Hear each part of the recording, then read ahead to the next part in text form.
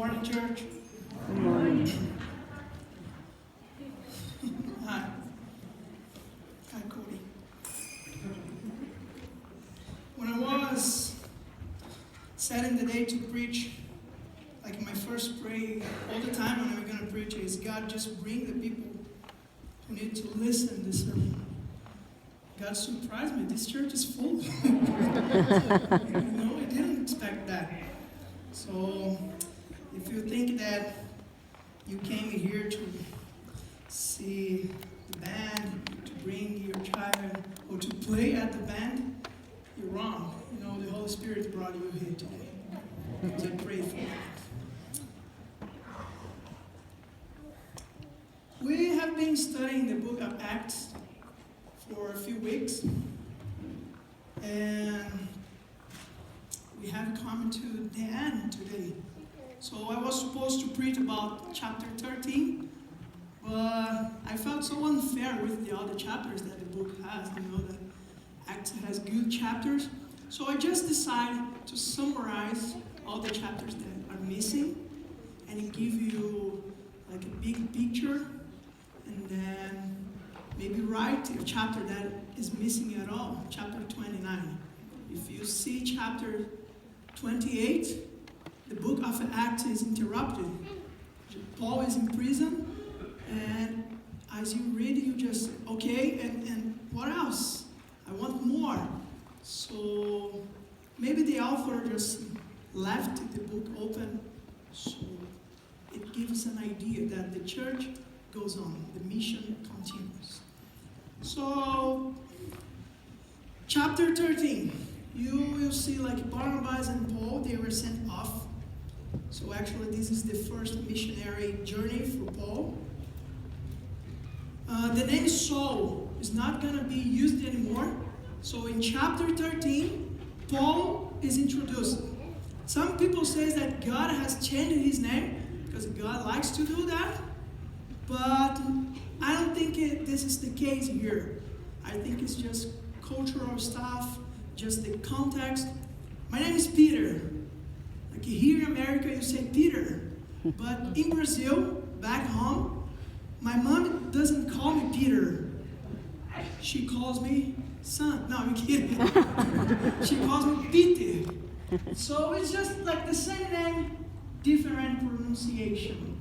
So I think when Paul decided to change his name from Saul to Paul was to better be understood in the community. Some scholars say that Saul in the Gentile context meant effeminate. So for sure he didn't want to use that.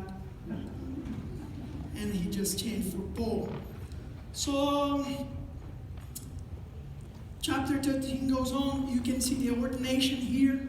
You see like the church laying the hands on Paul and Barnabas.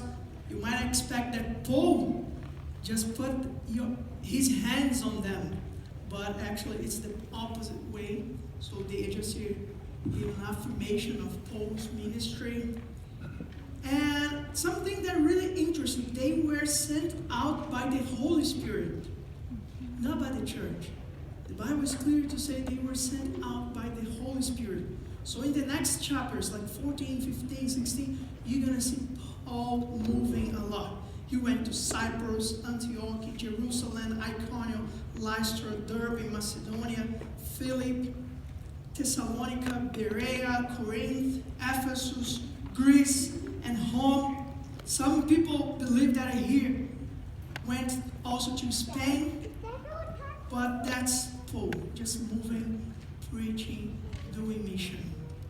So when Paul says in Philippians 1:21, for me to live is Christ and to die is gain, he was being literal. He wasn't being like metaphorically saying, so he was preaching. In 2 Corinthians 11, he always say about his suffering. Say, are they servants of Christ? I am more. I have worked much harder, be in prison more frequently, be flogged more severely, and be exposed to death again and again. 5 times I received from the Jewish the 40 lash minus 1. 3 times I was beaten with rods. I was once filled with stones. 3 times I was shipwrecked. I spent a night and a day in the open sea. I have been constantly on the move. I have been in danger from rivers, in danger from bandits, in danger from my fellow Jews, in danger from Gentiles, in danger in the city, in danger in the country, in danger at the sea, and in danger from false believers. I have labored and toiled and have often gone without sleep. I have known hunger and thirst, and I have often gone without food. I have been cold and naked. Besides everything else, I face daily the pressure of my concern for all the church. Woo! It's quite a lot, right? Have you suffered at least a half? I didn't.